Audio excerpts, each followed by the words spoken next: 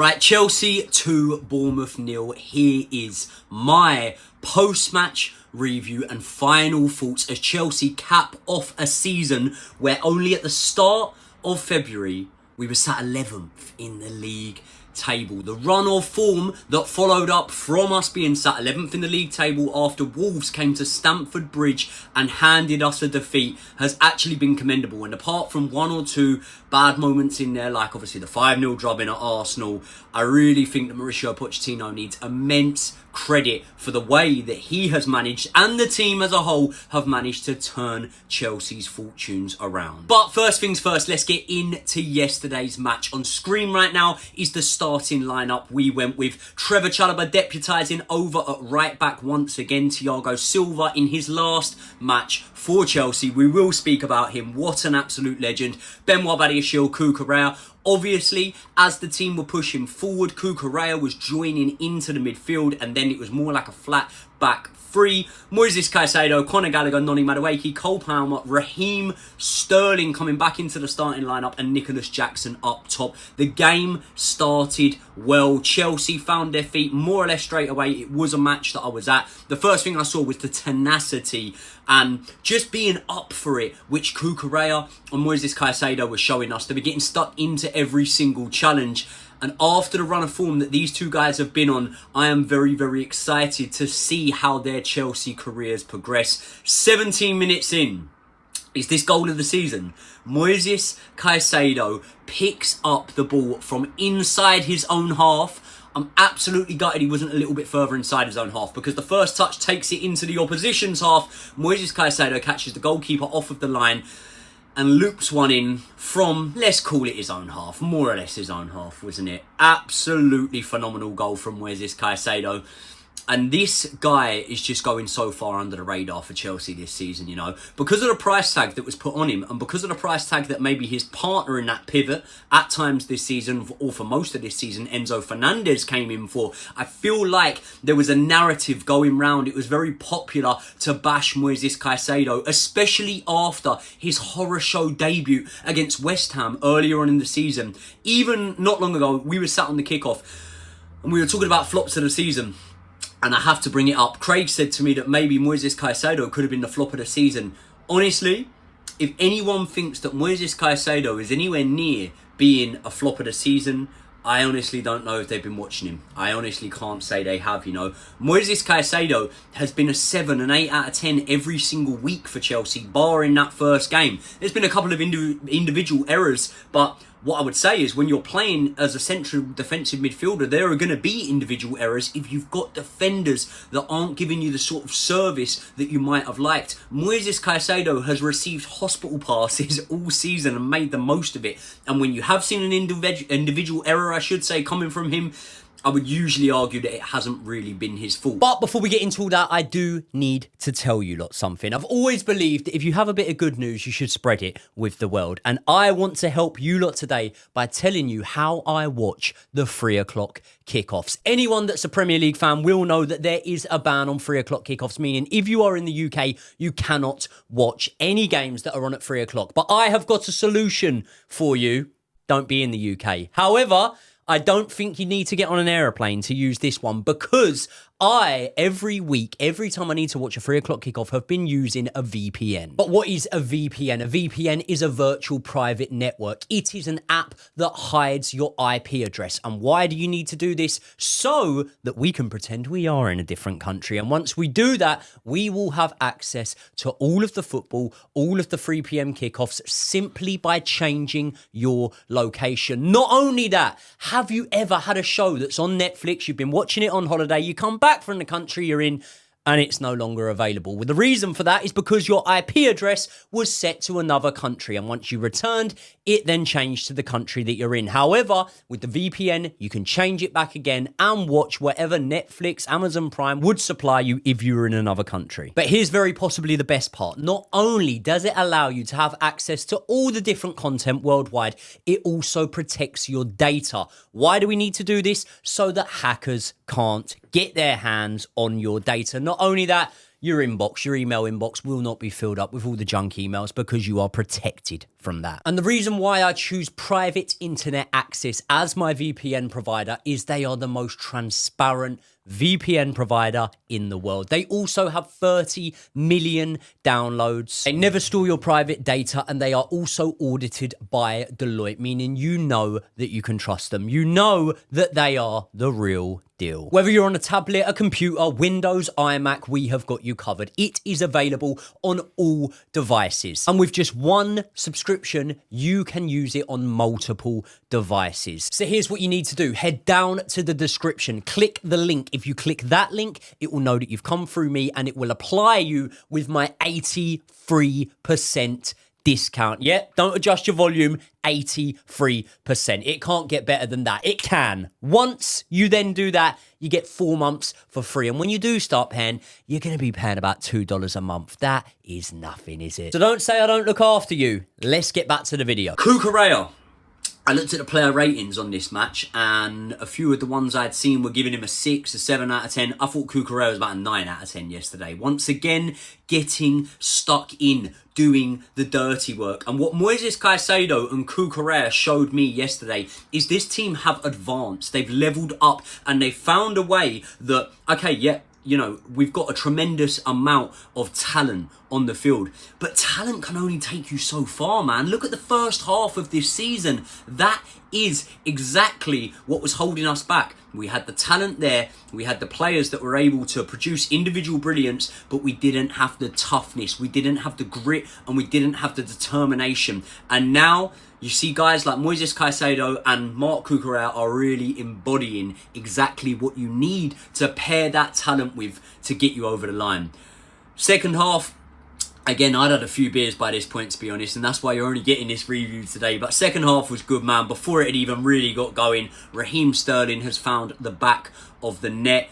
Now, we spoke about Thiago Silva, this possibly being his last game. Well, it was his last game. But Raheem Sterling, this could possibly be Sterling's last game in a Chelsea shirt. I think that if you look at the wage structure of the club and the way we're heading, also, you know, if we bring big name signings in, I don't think we're looking to put them on 300 grand a week. I think the wage structure, under Todd Bowley, you know, he had his initial spree where he was signing the likes of Aubameyang, Koulibaly, Raheem Sterling, but then it has very much gone in one direction. And I don't think that Raheem Sterling's wage fit the structure or the direction that the wages are now going in. So I think there's a very strong chance that we don't see Raheem Sterling again past this match. It was a good goal. It was well taken. Obviously, Bournemouth pulled one back. There's not too much, you know, with yesterday's game to talk about. So I will get on to some of the bits that we do want to talk about. And by the way, me and Josh Aveste are in the studio on Thursday. We're going to be giving end of season awards.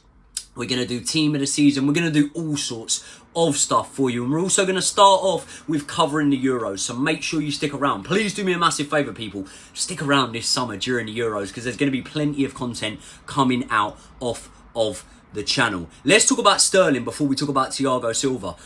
Raheem Sterling, 2 seasons at Chelsea Football Club. I don't think the numbers are bad. I don't think that he had the impact that maybe we hoped he would when he was brought in. But actually, when you look at it, Raheem Sterling was a big signing, one of our bigger signings. Don't let the price tag fool you. It was still a lot of money, but 55 million maybe doesn't sound that much when we spent the likes of, you know, 80 million on Fofana, who we've hardly seen in the Chelsea shirt this season, or we haven't seen him. 100 million on Caicedo, 60 million on Lavia. We spent big fees, but the difference is Raheem Sterling is on 325 grand a week. So I think that when you take it as a package, wages and investment into how much we paid Manchester City, has he lived up to what we would have hoped? No, I don't think he has, but I don't think he has been as bad as people would have thought. I think there's been times when Raheem Sterling's been one of our more pivotal players, you know, one of our more important players. And he had a real hot patch earlier on in the season, but ultimately I think that the direction that we're going in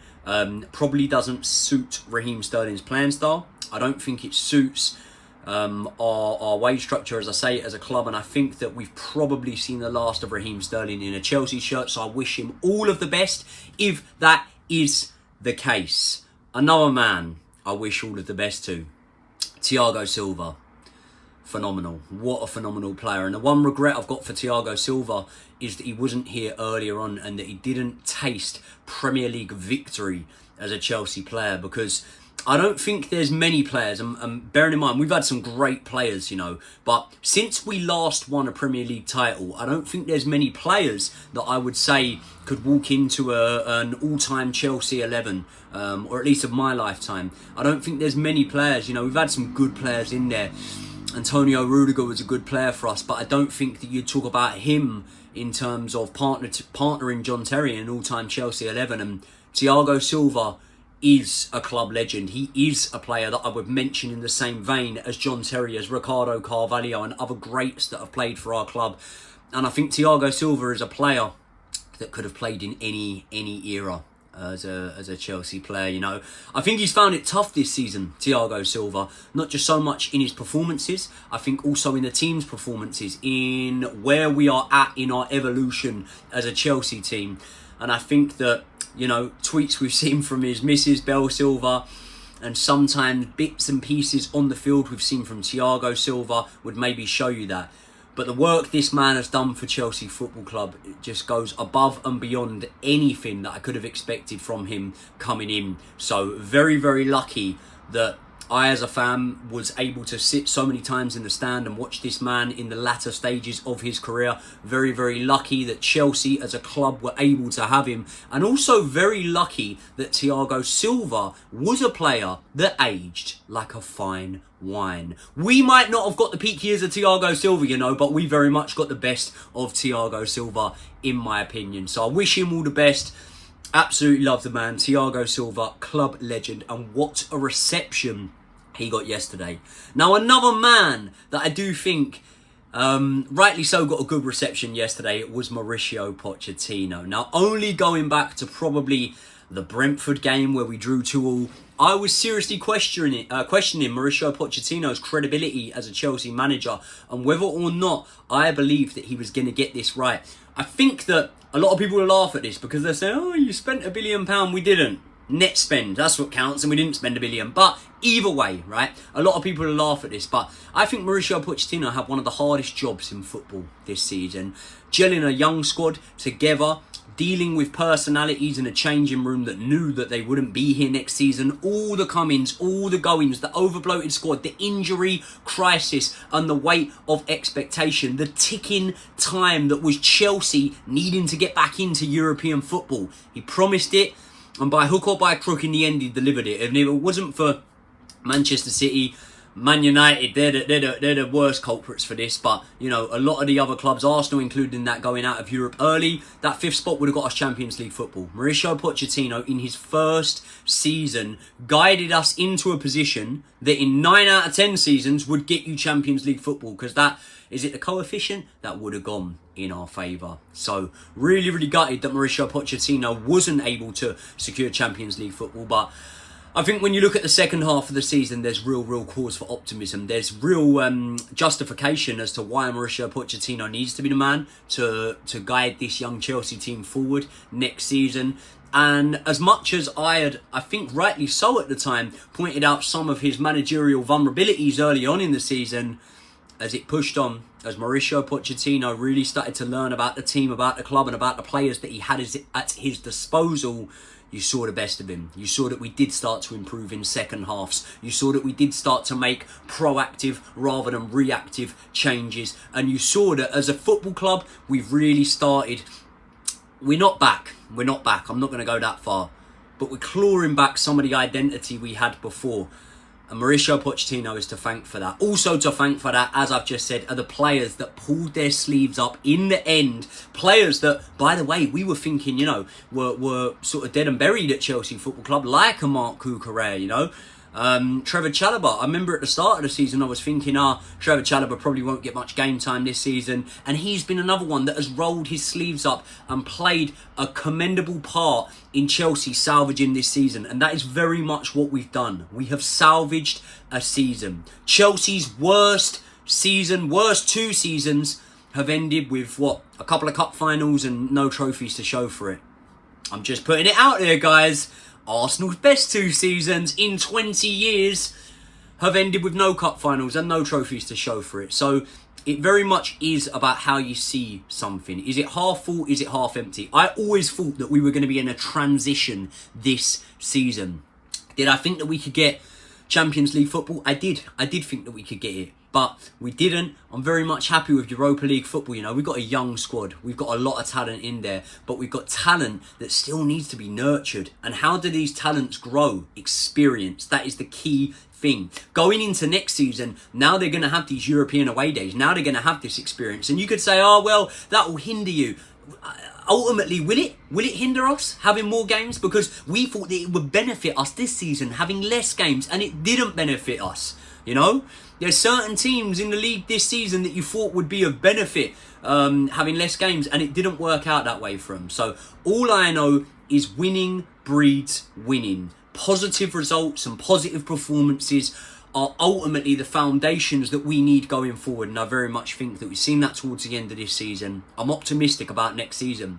Do I think Mauricio Pochettino needs to get off to a good start? I do. But what I'm also very hopeful of is, and this isn't me bashing the board, but I'm very hopeful that Mauricio Pochettino is left to do his job now. I'm very hopeful that if Mauricio Pochettino turns around to Toboli, Ebali, or whoever he is in contact with, if anyone, if he turns around to him and says, look, I want to keep Conor Gallagher at the club, I'm very hopeful that they honour his wishes. Remember, right, Conor Gallagher has started 50 out of 51 available games. That is not an easy thing to do. That's not an easy thing. And when you're at a club that have an injury crisis, and let's be honest, you know, some blame needs to be put on the medical department, and we're not getting a new one in time for next season. So as much as I touch wood now and hope we don't have an injury crisis, we need to be really cashing our chips on the players that have shown us the best availability this season. Conor Gallagher is one of them, and he's performed out of his skin. He'll now go to the Euros for England, in my opinion. Yeah, man. Conor Gallagher, another one that has done really well this season. And look, I'm only going to give a brief one. I'm just doing a brief video here for you guys today, because I'm going to go into a lot more detail on this week's recordings with Josh Abeste when we get in the studio. So make sure you let me know in the comments all of the questions you want answers to, all of the topics that you want to see covered. But ultimately, I'm very proud of this group of players. You know, it's I think that context is everything, because a season where we finished 6th a few years ago would have been a horrific season for Chelsea Football Club. But with this growing squad, with the progression that I'm seeing, I think that it's a good season. It really is a good season. Ultimately, before a season had even started, if you had said 6th to me, I probably wouldn't have took it, you know. But now, knowing what we know now, where we are in this project, I think it's a good season. Next year, just remember this.